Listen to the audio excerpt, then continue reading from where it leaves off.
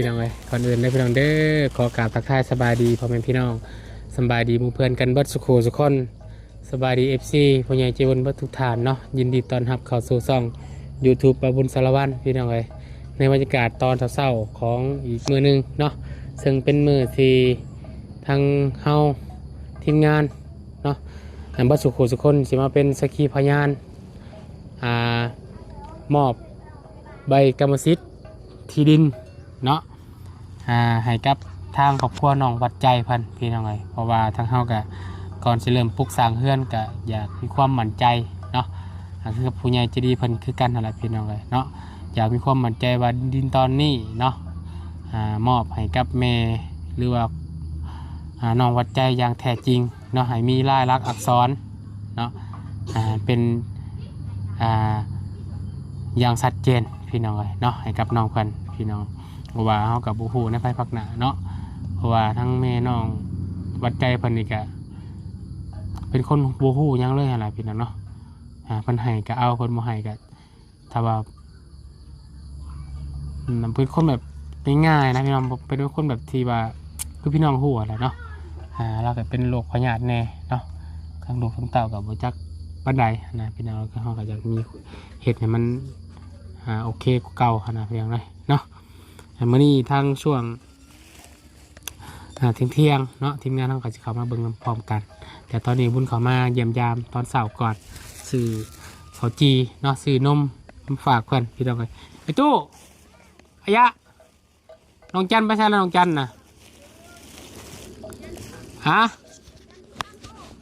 น้องจันไปสอนหัว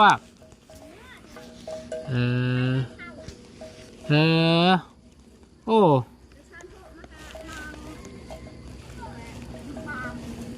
ฮะ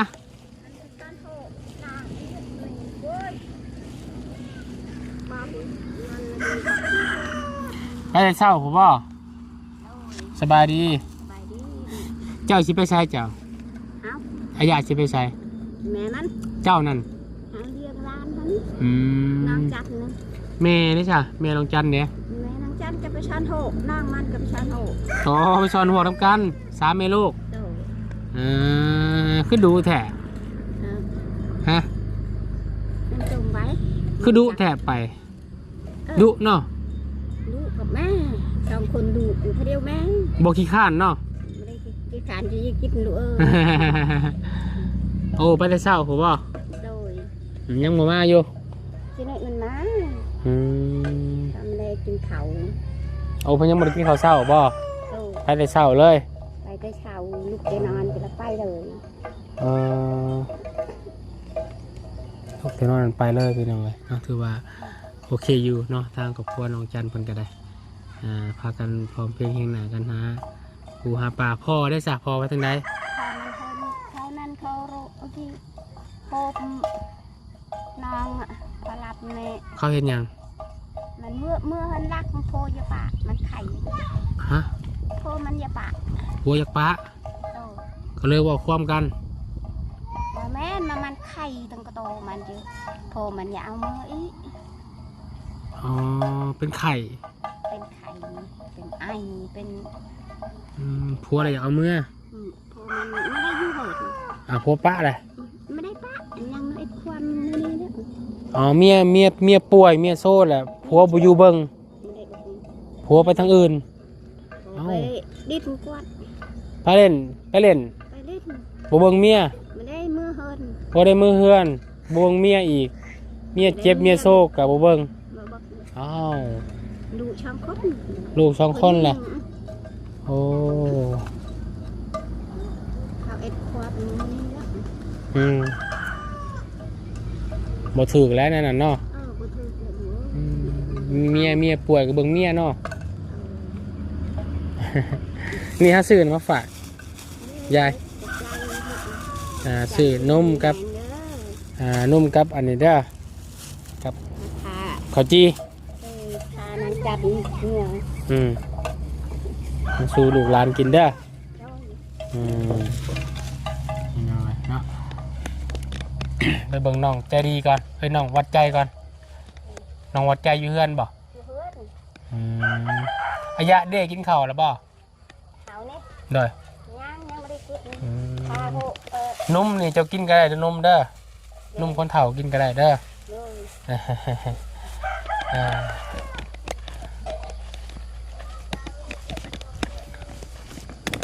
ไปเบิ่งทางน้องวัดใจก่อนพี่น้องเลย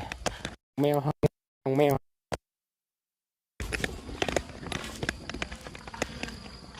บ่ได้ลูกขึ้นจอบน้องแมวเลยพี่น้องเลย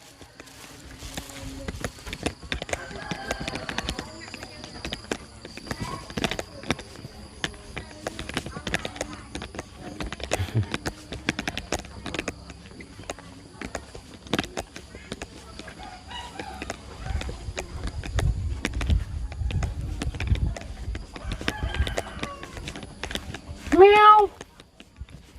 วแมวแมวแมวแมวแมวแมวแมวแมวแมวแมวจะแมวหิวข่าวบ่แมวหิวข่าวได้ดิแมวแมวใช้อาหารมันน่ะอาหารแมวดิอาหารเกลือให้เพิ่นกินเนี่ยเพิ่นหิวได้เกลือแล้วบ่เช้านี่ตอนเช้าเนี่ยให้เพิ่นกินแล้วบ่ให้กินแล้วแล้วให้เพิ่นกินอีกบ่ฮะให้เพิ่นกินอีกกินอีกบ่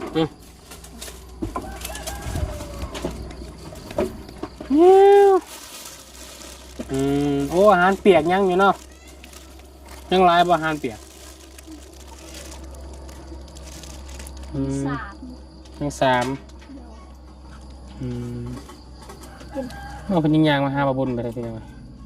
ป้าเพิ่นบ่เป็นยังเฮียวฮะคือข่อยบ่หยาดยันเจ้าอันดอกเอาเนี่ยเฮียวจะมีเอ้ยลูก3 ตัว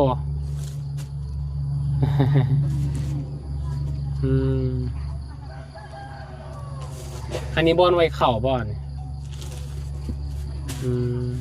มันอิ่มแล้วไปหน่อยเนาะทำงานมาตอนหาบาบุญมาหาน้องวัดใจได้กินข้าวแล้วป่ะยังกินไข่โอ้มาลงมากินไข่เนาะแซ่บป่ะเมื่อวานในภายในมหาวันเนี่ยวันเลยเราบนคง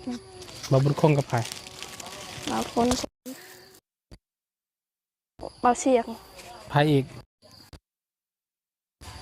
มาซองอยู่ชอบป่ะโดยเงินเบาจันป่ะมาจัดเบาจันเบาเพิ่งเบาจัดมาเบาจันเนาะเบาเสียงมาในใดมานัดเฮ็ดยังมืออื่นมื้อนี้เบาเสียงเบาสิมาเห็นทีมงานสิมาเฮ็ดยังให้เจ้ามื้อนี้มาหูเนาะทีมงานสิมาเฮ็ดใบมอบกรรมสิทธิ์ดินให้เจ้าเด้อตัวใดดินเจ้า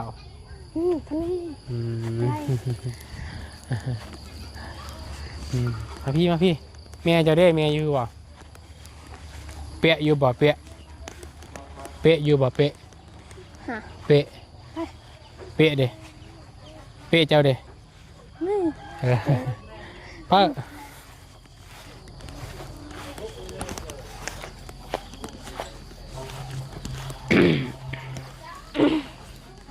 คนเสียดยังนี่ค่ะนี่ดิอ้อนเนี่ยตัดลงตัดทางไทยลบตัดออกได้นี่งาใหม่งาต่อกันมานี่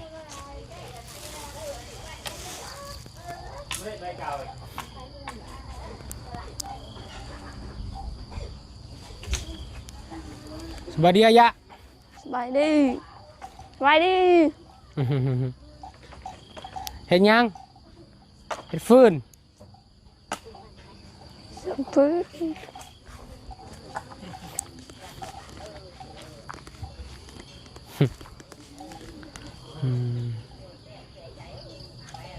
ไม่มีสามีแล้วใหม่เนาะ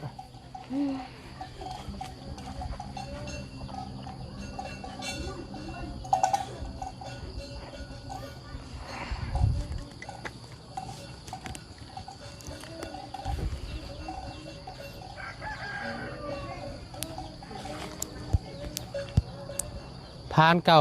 ใส่บ่ได้นะพานเก่าเนาะมันเก่าแห้งเนาะอืม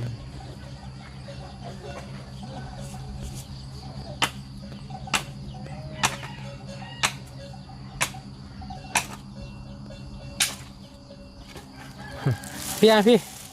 ทำเนี่ยเบาทำพี่ลูกสบายดีเป็นไรกินข้าวแล้วบ่กินข้าวแล้วอืมที่ทำไมเชื่อจึงได้ต่อห้าวันนี้บริสืบต่อบ่บริเฮ็ดต่อบ่บ่บริเฮ็ดเนาะบ่มียังบ่ขาดยังมีสารบ่มีไม้บ่ไม้ผากบ่ไม้ตะผากเนาะบ่มีแป้นแม่เนาะ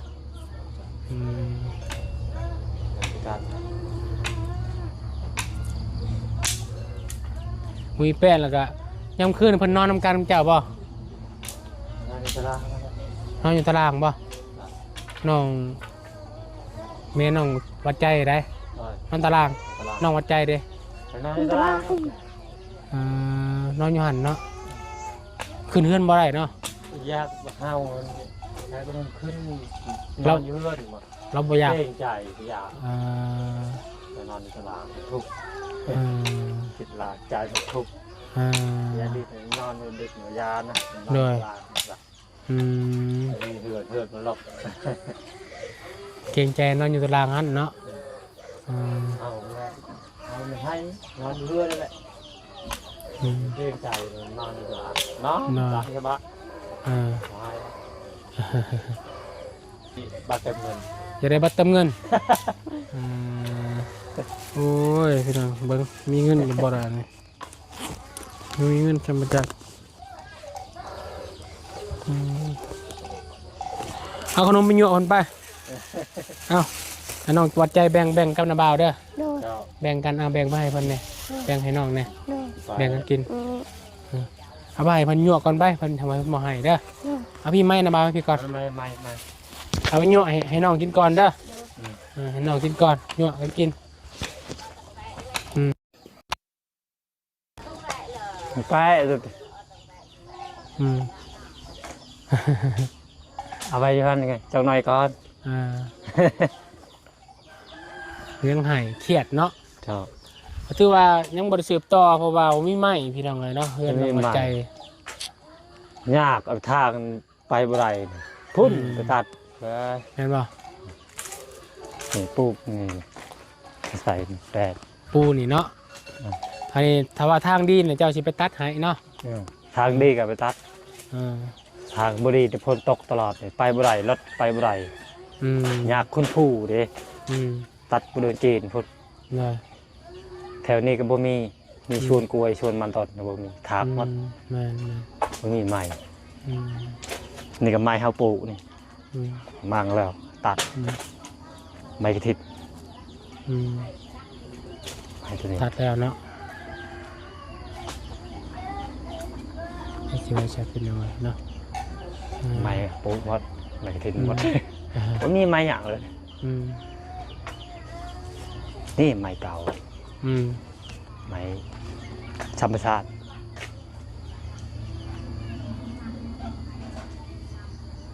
ธรรมดาแหละเขาไม่ได้ทุบนี่ก็กดออกมื่อนี้ที่ว่าทีมงานจะมาเฮ็ดใบมอบกรรมสิทธิ์เนาะเจ้าเห็นป่ะทางเราเสียงนัดเนาะวันเนาะเจ้าเฮ็ดใบกรรมสิทธิ์เพราะว่าจังน้อยประมาณ11 โมงกับมาเขาแบ่งกันดินนี้แทกในบ้านก็เว้านำกันในบ้านกันอยู่ในบ้านกันอยู่นี่บ่ในบ้านอยู่เขาบอกแล้วพูดนั้นบ่เจ้าเพื่อนอยู่พุ่นบ่เจ้าพอทองในเพื่อนอยู่ดิเขาบอกแล้วจังน้อย11-12 โมงก็มาได้แบ่งกันว่าเบาเสียงเบาให้บอกในบ้านเด้อ11 โมงอื่นก็มาเพรา ราะว่าอยากให้เฮ็ดให้ถูกต้องก่อนเนาะเพราะว่าทางผู้ใหญ่เพิ่นสอนมาก็อยากให้เห็น เจ้า เป็นของดินของน้องเพิ่นแท้บ่อหยังหั่นนะเนาะ เจ้าให้มอบให้นี่ มองให้น้องวัดใจ เจ้าอืม ทางอ้ายก็บ่มีปัญหาหยังเนาะขัดข้องเนาะ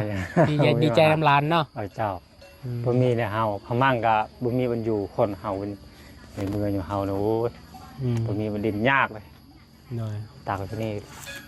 หากบ่หลาย กว้างดินเจ้าเบิดทั้งมวลทั้งแม่เจ้าให้นี่กว้างซำใด กว้างในซ้ำนี้นี่ติดใหม่ตัวนี้กว้างซ้ำ บ่หลายเนาะมีไอ้น้องกับ2คนนี่บ่เจ้าเอ้ยน้องกับ2คนนี่บ่ สองสามคน ผู้หนึงเด้อ ผู้นึงก็เอาผัวแล้ว ออกไปอยู่น้ำผัว อยู่ลำพัวนี่ก็เพื่อนนี่ก็เคยเฮ็ดให้ เคย เคย อ๋อ เคย ลูกเคย เอ่ย อ๋อเอ้ยกกนะ เพิ่นเฮ็ดให้ นี่กก ผู้นี้กกบ่ กกแท้ๆเลย กกแท้ๆเลยพอดี เออ ผู้ที่สองเจ้าผู้ลา เจ้า ลูกลา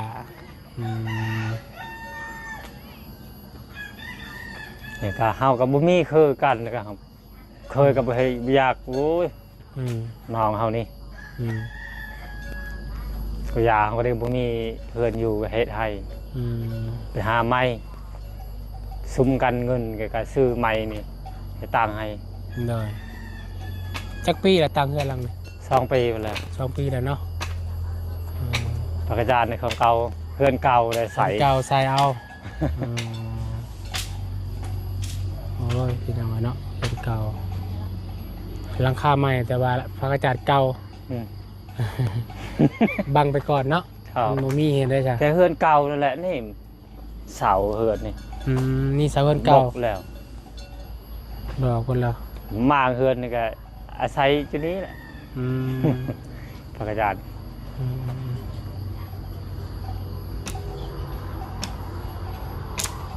และมีแต่ฝากทั้งระบาดเจ้าซื้อยังก็ จะเฮิม ฮะ จะเฮิม จะเฮิมซื้อคือลุงโฮมซื้อคือลุงเฮิมได้ไหมน้องไงเนาะ ลุงเฮิม ลุงเฮิม ลุงเฮิม จะเฮิม จะเฮิม หรือว่าบ่าวเฮิมเนาะหวยซื้อคือลุงเฮิม ภาษาบรูแล้วบ่เห็นภาษาลาวก็บ่เห็นบ่เห็นภาษาลาวบ่เห็น เฮิมเลยนะ เฮิมบ่ แก เห็น บ่เห็น ภาษาลาวบ่เห็น